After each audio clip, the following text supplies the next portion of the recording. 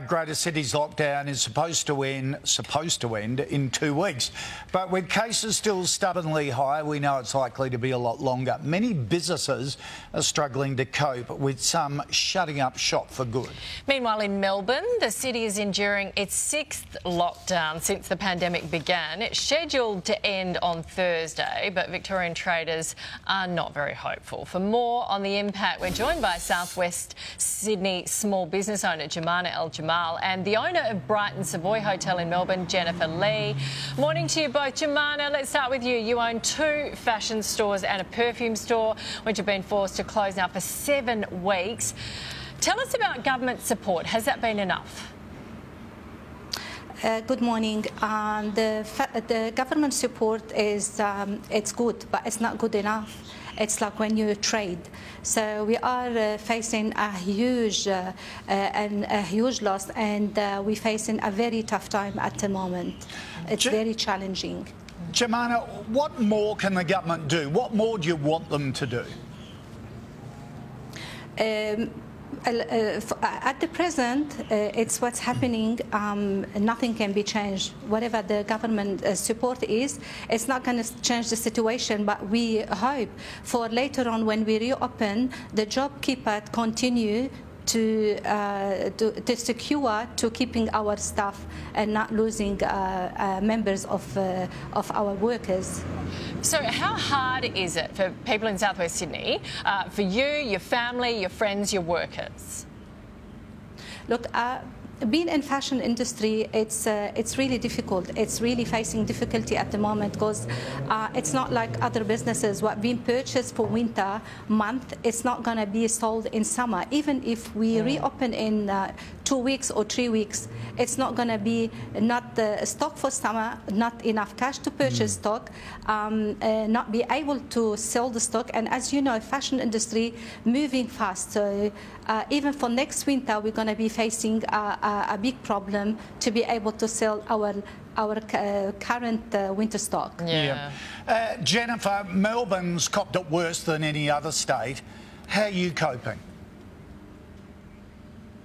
Morning, Nat and Kochie.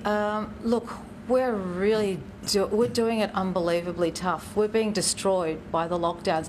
We want to help, but we need some support. We need some support from state government. We need support from federal government. We've got no income. We've got no revenue. We've been doing this for 18 months. It's not just the last few weeks. We closed down March 2020. And in that time, we've been closed for 11 months and restricted for the balance. You know, closing our business keeps the public safe, but what are we and our team and their families all supposed to live on? It's unbelievable. Politicians get paid, public servants are getting paid. Politicians have had 2 pay rises throughout this pandemic. How is this fair on all of our people? Yeah, Jennifer, this is the crux of it, isn't it? Because I hear people say, oh, well, small businesses are getting help from the government. Let's just talk about some figures of yours, which I think you've supplied to us. You pay $4,200 a week in land tax. You pay $20,000 in payroll. You pay $60,000 in fixed overheads. They are enormous figures, and that would be typical. How far behind are you? How tough is this? It's excruciating. I cannot express how... It's scary. It's out of control. There's no roadmap. There's no end in sight. How long are businesses like ours supposed to continue? We're a family business. We've been around for 54 years. We have looked after members of the community. We sell time and space and experience. We're a place of celebration. And the other thing it's so important to forget is about the purpose of why people come in to work in the morning. It's not just about the money. It's about connection. It's about self-respect. It's about meaning. It's about wanting to give of yourself and be a part of something bigger. It's about being in flow, getting in rhythm. All of these things are shattered. I'm talking to my team all the time. I'm talking to my suppliers. I'm talking to people in our business community. And we're all walking around dazed. We just can't believe how surreal it is. You're and it's right. like there's parallel universes going on.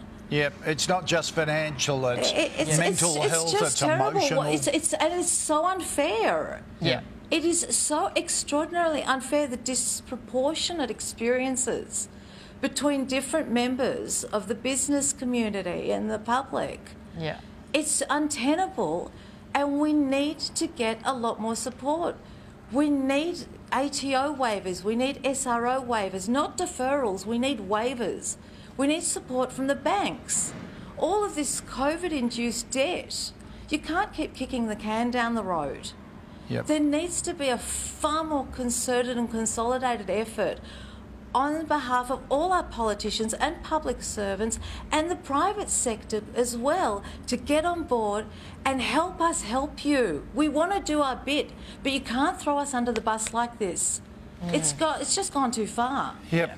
It's just Jennifer, you put it so succinctly. Thank you so much for sharing with us, and believe me, all our best to you and Jamala as well, and all the other tens of thousands of small businesses that are coping out there. Hopefully, all the bureaucrats and the politicians hear your plea today. Thank you for joining us. Thanks so much for having me on. Yeah. Thank you. You know, there are 100,000 Wow. businesses who haven't even got their payments from the government. They haven't even been paid yet, let alone it's not even touching the sites.